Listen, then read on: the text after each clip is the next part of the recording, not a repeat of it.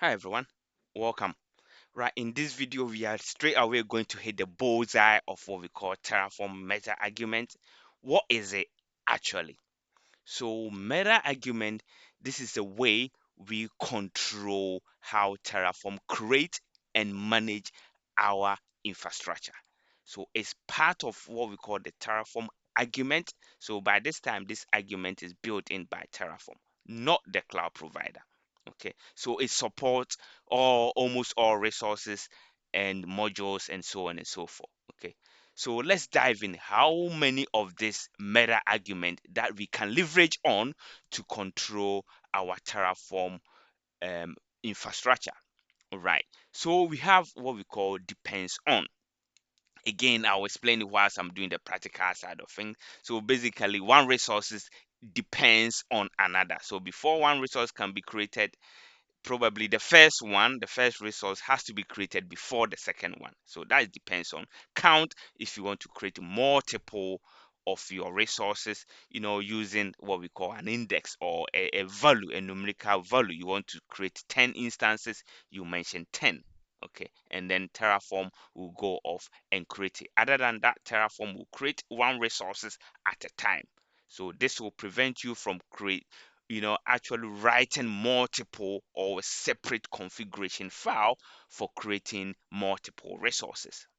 Are we happy with that? The next one is what we call for each. So for each is similar to count. So you are creating multiple resources, but for each you are going to leverage on what we call a map or what we call a set. Okay, you leverage on map or a set to create a resources, and you have a key that will be a unique value to that resources that you are creating. Again, we're going to do the practical side of this. So stick with this and then we will jump in a minute. The next one is life cycle. Okay, so with the life cycle, again, you control how Terraform handles changes to your resources. So let's say you want it to create before it destroys, you want it to prevent destroy, you want it to ignore certain changes. This is what you leverage on life cycle. Okay, the next one is the provider. Again, you can provide your provider in your resource block based on where the region you want to provision your resource to. Again, let's quickly dive into the practical side of things and let's go and enjoy that. Okay, see you on the practical side. Right, where is my ID? Here you go. Right, so if you've been following my video, we've been kind of building this code. Our previous video, we leverage on TFS and stuff. So we kind of continue with the same resources. Okay. So what we are going to do here, we're going to start with a count meta argument. Right. So like I said, for you to create multiple resources, in this case, we want to leverage on the count meta argument provided by Terraform. So in this case, we are going to create two of instances. Okay, we say two. So count of two, and then Terraform will go off and create two of the instances. But you're going to say, right, instance number one is index one or index two. So it starts with index zero, which is the first one. So index zero, index one, and then goes off and go off. Okay, so this is how um, count works. So if you run plan, okay, if you run Terraform plan on this, okay, enter.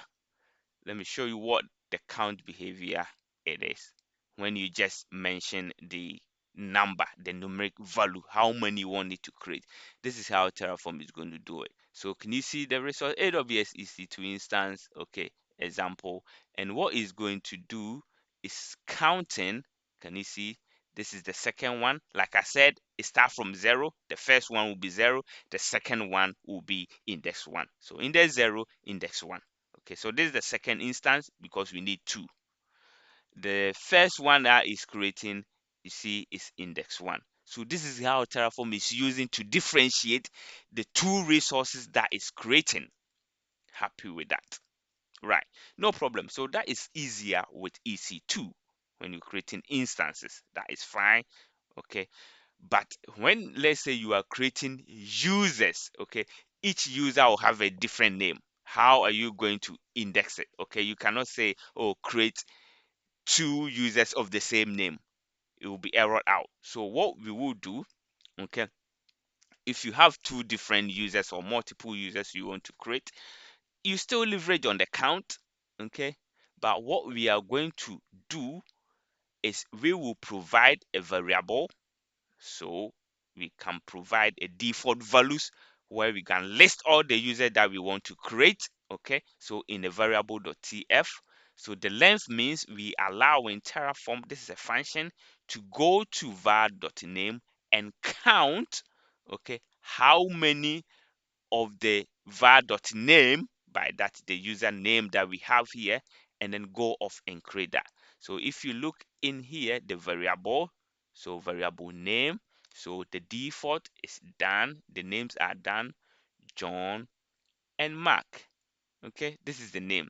This name, right? If you are leveraging on TFVAS or any of the TFVAS, you can override this, provide whichever name you want. Okay, so for example, here I'm providing this name. See the names I'm providing as John, Doe, Daniel, and Mark. Okay, so this is the list. So by this function, you go off and read the names and create the names. So when we say name, okay, so this function is going to count. When we say name, it's going to read the var, the variable names, and list all the users, and it starts going to index them. Say, the first index is, let's say, the user is going to create the first user, the second user, and the third user. So you say count dot index. So count relies on index, as you can see on here. Okay, so this is it. So when we run the plan again, can you see the index? Let's start from the top of the, yeah, IAM users, index 0. Okay, as in the John Doe, the name, which is in the TFVAS here. That's what it's creating. So that is index 1. So remember, it's indexing it. So the first index is that one, which is John Doe. The second index, which is index 1, okay, remember I start from 0, is Daniel. Can you see that index? That's the second index, okay. And then the third index, which is index 2, is the last one, Mark. Yeah, so if you are creating users, you leverage on that index, okay, count.index with length function to create these users. Okay, so that is the index side of things. With count, what I want to show you is what we called that drift that can happen when you use count. Okay, so for count, because the numbers are being indexed, if you move any of the positions of the users, it's just going to mess it up and probably try to recreate or change certain configuration of your resources. To that end, we tend to use for each, okay, or to set instead of count dot index. Let me show you what I mean by this. Okay, so as you can see, the users we are creating, okay, John, Doe, Daniel, and Mark. Okay, right. What I'm going to do is we are going to provision these resources. Okay, when we provision these resources, I will show you what I mean by that. Let me comment certain things out here. Okay, that is fine. Yeah, right. Let's go. Let me see. Okay, that's fine. Let's create this. Let's do Terraform applier. Let's apply this. Okay, and then we're just going to accept it.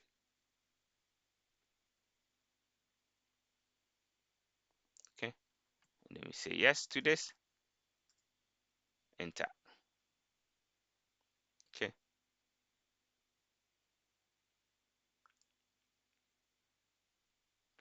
let's give it a minute and then we can go through that. Okay, so the resources are getting created and it's done. Right, what I want to show you is there a bit of defect with the count. So as you can see, we got the names, right? So now if I run plan again, okay, so you see no changes to infrastructure. Happy days. That is what we want.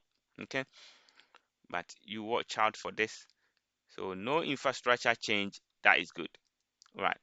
So what about if Daniel left the company and you want to remove this user Daniel from this Terraform configuration? Let's see what is going to happen. Okay, so let me remove Daniel. Backspace, backspace, backspace. Okay, happy days. Right, now watch this. Because this relies on index, watch what is going to happen. Terraform plan. Let's plan this. Okay, enter.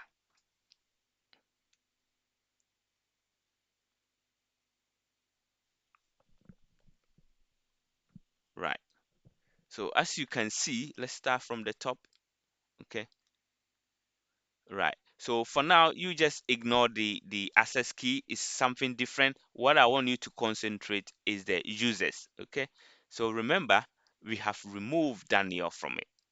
Okay, but look at what is happening. So because the index, the position has changed.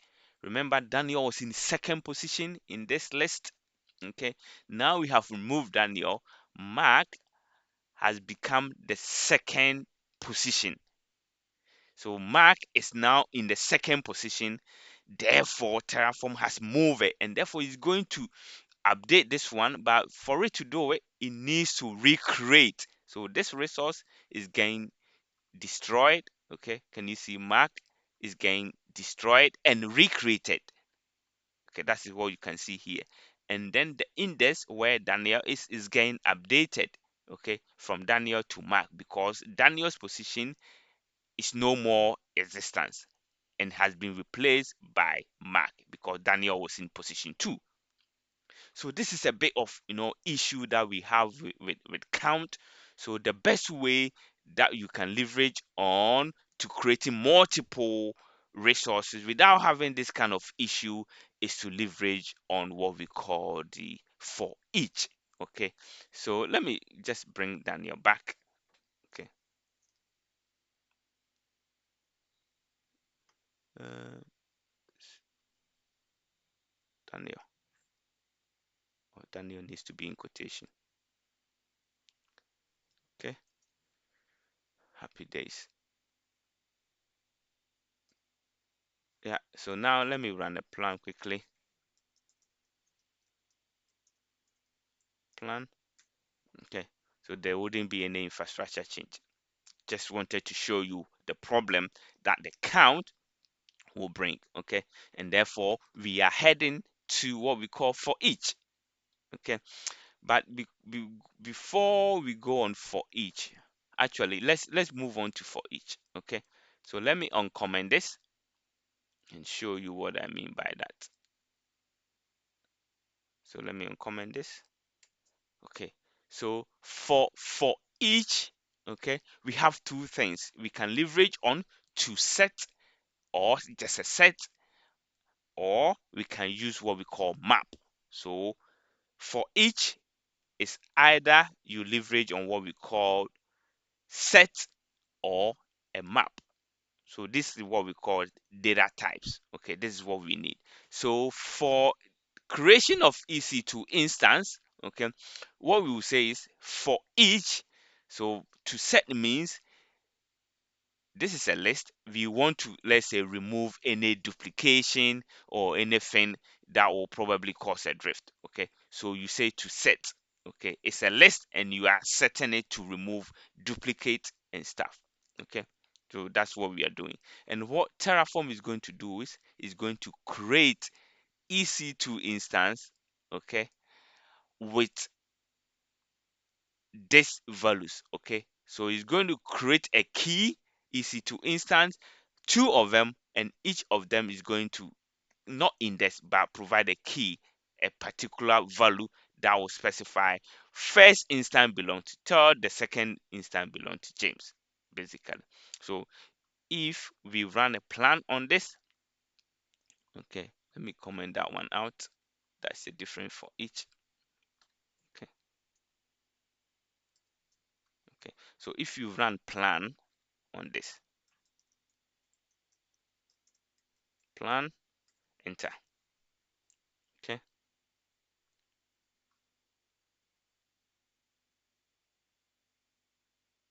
right. So let's have a look for the index. So let's bring this up a bit. Okay, right. So as you can see, let's start from the top here. So we are now creating EC2 instance, but can you see the key? Okay, now it's James. Okay, that's a different EC2 that is creating. And now the second one is Todd. Okay, basically you are creating, it's similar to the index, you are creating multiple instances, but this one, you if you want to remove let's say James, you wouldn't have any problem. Okay, it wouldn't be like the count whereby the resources will move in their index position and cause a bit of chaos. This one you can easily remove James with no dramas. It will not affect that. So let's let's run Terraform, apply. Let's apply this.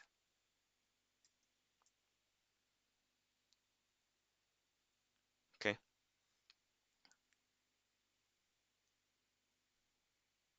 let's apply this quickly, then accept that, say yes to this, enter. Right, let's give it a minute. It should be done very soon. Right. So I want to show you why we will prefer, okay, the for each over the count. Because like I show you for the count, if you remove the index position of any of the objects you are creating, it will recreate them and kind of move the position of the one you have created. Okay. So let's, yeah, that is done. So for example, now if we move James, okay, let's remove that. Okay, and do plan, for example. So only James resources, the resources related to James will be removed without causing any issue with the other one. Can you see that? No problem. So only the resources, let's go back here, related to James is going to be removed. So none of the position will be shifted, and this is what we want. Are we happy so far? So literally that is it for each when we are using to set. Okay, so we can bring James back in. Let me bring James back. Where are you, James? James is here. Let me bring James back here. Put James here. Okay,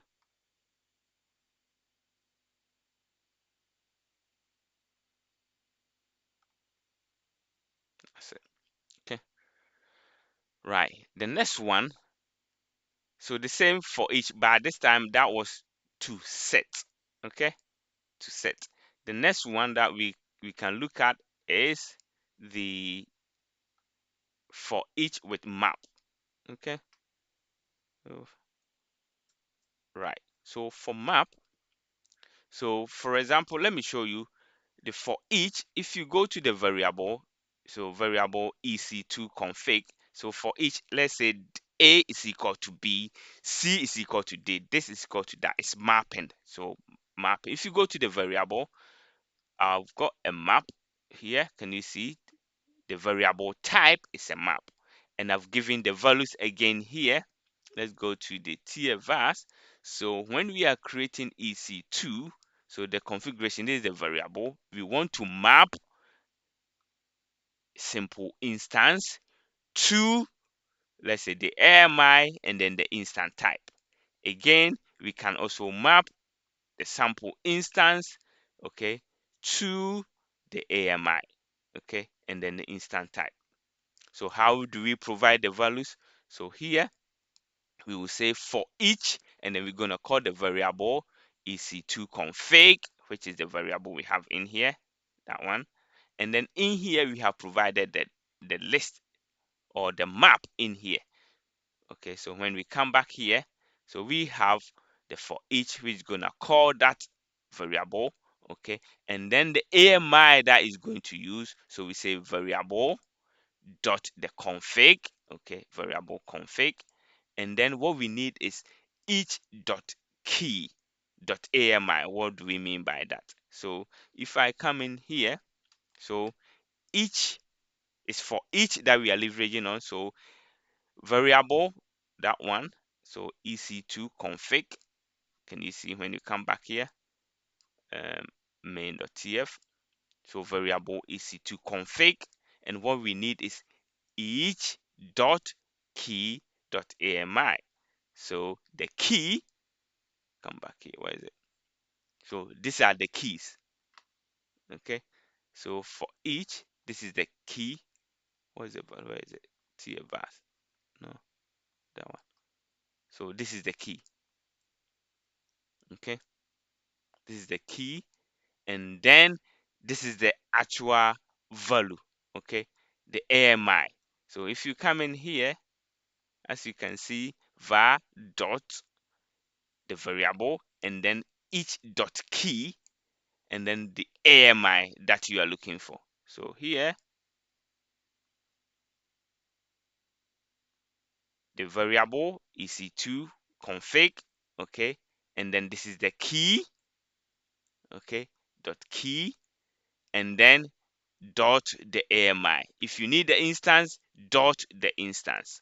Okay, and that is how it's going to create two keys. This first key, this is the second key, and map the AMI and the instance to it, which we have in here. Okay, so this is the first key. Okay, you're gonna literate through the each keys for the instance and then the AMI. Okay, so again, if you plan on that, from plan,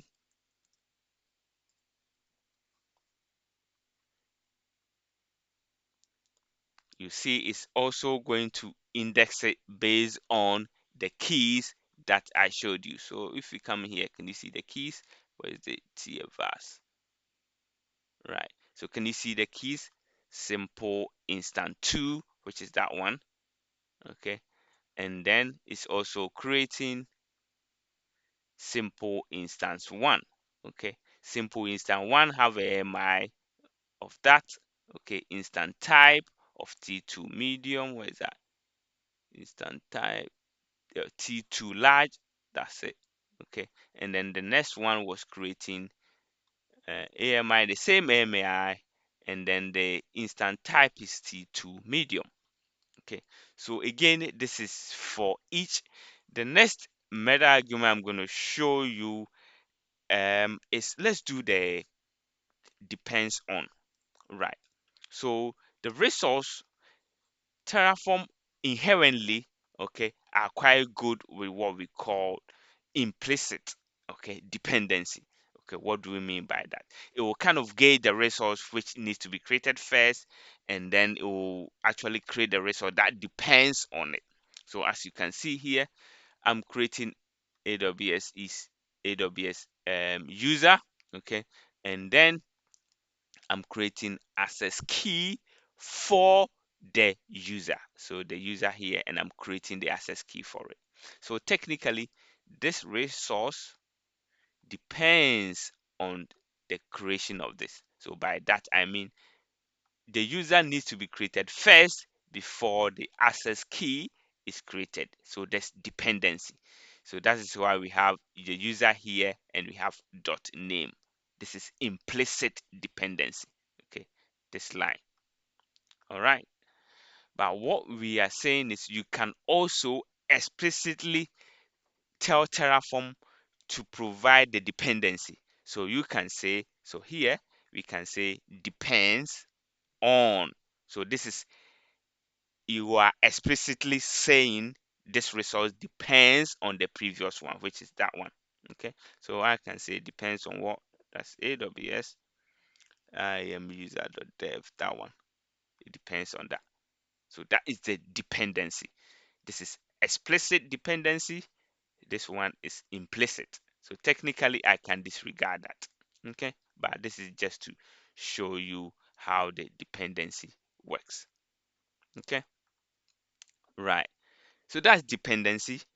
The next one I would like to show you is what we call lifecycle ignore rules. Okay, so for example, let's run plan on this. Actually, do I need to create this EC2? No, I don't want to create any more EC2. So let me comment this one out. Where is that? Let me comment this one out. Don't want to create this for now.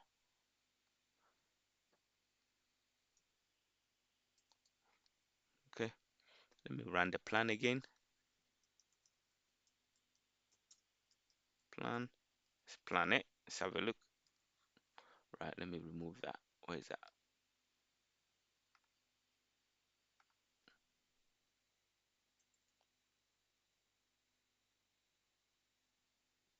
That's it.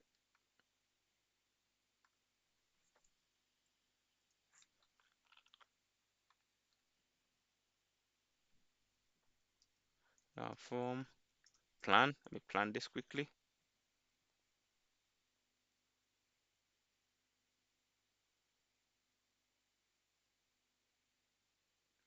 Okay, so there's no infrastructure change, but what I want to show you, I'm talking about what we call the life cycle rule called life cycle, basically. So I'm going to show you what I mean by that. So you know the resource has been created.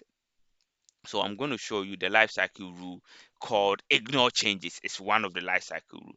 So we can have what we call create before destroy, prevent, destroy, or ignore changes. But let me show you the ignore changes. So we have created our users. Let's go to the console quickly, and then I will show you. Right. So go back to AWS and let's go to IAM. Okay. Under IAM, the users that we've created, let's have a look at them. Okay. Where are they? Come on. Right. Okay. So we have these users as you see in the Terraform code. So what I'm going to do is the user called Daniel. Okay. I'm going to change the tag. Okay. So I'm going to cause a drift. Okay. So I've provisioned the resource through Terraform, and let's say somebody has gone to the console and make a manual change to the tag. Okay, let's see how Terraform will behave, and when we're gonna leverage on the lifecycle rule to actually solve this out. Okay, let's go to the edit, and then I'm going to, let's say, instead of dev, let's change it to DevOps. Okay, DevOps or something. Yeah, and then let's save the changes. Right. So Terraform will detect there's a change outside of Terraform. You can choose to fix the change or ignore the change. That is where the lifecycle rule comes in. So now if I run Terraform and I'm going to plan on that, okay, let's watch and see. Right. So the state, Terraform is going to check the real infrastructure against my desired state. Right. So this is the drift. So we've seen, right, the tag, which is team, is equal to, dev. Sorry, it's now dev. Okay. It will be changed back to dev. Sorry, it will be changed back to dev. Okay. So Terraform detected that the actual infrastructure is DevOps, sorry.